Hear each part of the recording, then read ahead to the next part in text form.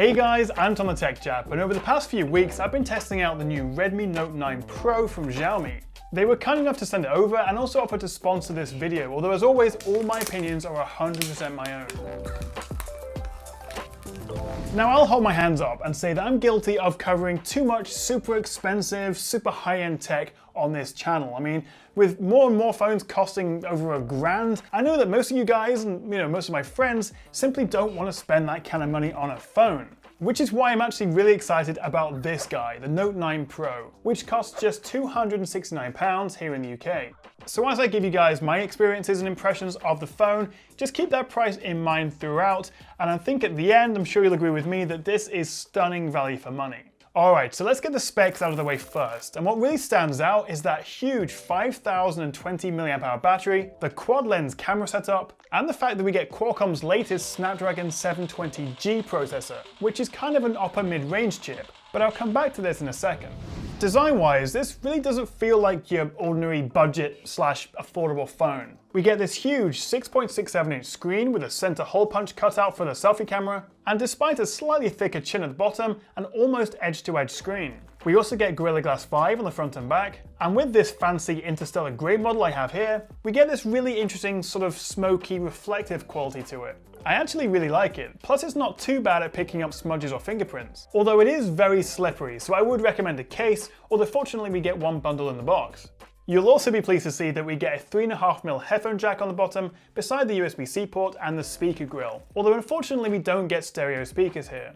Now you may be wondering where the fingerprint reader is, but it's actually built into the power button, so with just a single press you can actually turn it on and log in, which is pretty handy, although you also have the option of using Face Unlock with the selfie camera if you prefer. So far so good then, but what's it actually like to use? Well, we get Android 10 with Xiaomi's MIUI 11 software on top, and the first thing I usually do with a new phone is turn on dark mode, which you'll find in the display settings. Then I switch the Android nav buttons to gestures, although right now the Note 9 Pro doesn't actually support this. But the good news is there is an update on its way which will add gestures. So I think the MIUI software has come a long way in the last few years. It's much cleaner and lighter than in the past. Left of the home screen we get the Google News feed, plus there's loads of customization options. My only criticism really is there's still loads of pre-installed apps, aka bloatware, although it only takes a couple of minutes to hide them in a folder or just uninstall them. What I would suggest though is while it's generally pretty quick to use, the animations are quite long. So to make everything feel a little bit snappier, jump into the About Phone settings, tap MIUI 8 times, and then in the developer options, scroll down and reduce animation times to 0.5. This makes everything feel just a little bit nippier, although to be fair I do this with pretty much every Android phone. So the Note 9 Pro packs in 6GB of RAM, which is plenty, and also combined with that Snapdragon 720G chip, it's actually surprisingly capable. Firing up some Call of Duty Mobile or Asphalt 9, and it plays flawlessly. Of course we do only have a 60Hz screen rather than 90 or 120, but it really goes to show you don't need to spend a ton of money on a flagship phone to play games well. Speaking of the screen though, we get what Xiaomi call their dot display, and while it does use an LCD panel rather than OLED, quite honestly, you'd be hard pressed to tell the difference, and it looks great whether you're watching videos or gaming. Now what about that camera? Well, this is definitely one of the highlights, and here are the specs of the quad lens setup, including a 64MP f1.9 main lens. It does miss out on a telephoto lens, although for me the ultra-wide is more important. So here's a few shots I've taken with the Note 9 Pro over the last couple of weeks. And first of all, yes, you can turn off that watermark that's on by default. But keeping that £269 price tag in mind, the quality is impressive. So in addition to the ultra-wide and the main lens, we do have the option to zoom in by 2 times, although it's digital rather than optical.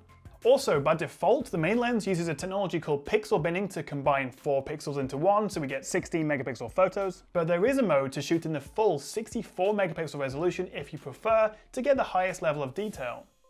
The Note 9 Pro also does a decent job in low light. This is generally where cheaper phones really struggle, but the good news is we do get a dedicated night mode, which gives us a longer exposure. So here's a couple of before and afters, and you can see while sometimes it goes a little overboard on the colors, generally it works quite well of reducing blown out highlights and brightening up super dark scenes. Of course it won't quite compete with flagships that cost 4 times as much, but again for the money, I think it's more than good enough for most of us.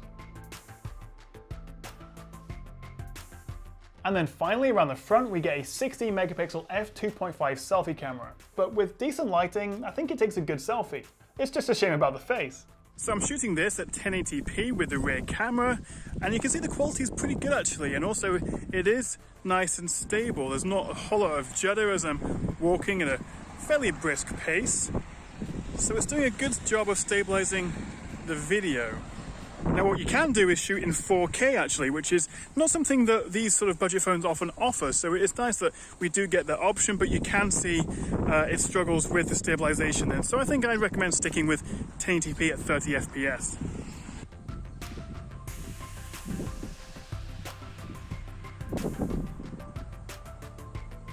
As for front-facing video, well, if I just have a little walk around my living room and change the lighting, hopefully you can get an idea of the quality. It maxes out at 1080p 30. There's no 60 FPS or even 4K, unfortunately, but I think for most people, 1080p 30 is absolutely fine, especially if you're sending these videos to other people, then you want to keep the file sizes down. But quality looks pretty good, even though I'm very backlit there. My face is still quite well lit. But yeah, what do you think? Not too bad at all. Okay, so here's a question. If I were to ask you what the 3 most important features of a phone are, I bet they'd include price, camera, and battery life. I bet it's those 3. And with a whopping 5020 mAh cell, combined with an efficient mid-range processor and Full HD Plus screen, I've been getting close to 2 full days of use from the Note 9 Pro. It's so good, to the point where I really don't think about it, so I can just watch movies and play games all day. Well, I wish I could. I do need to work at some point.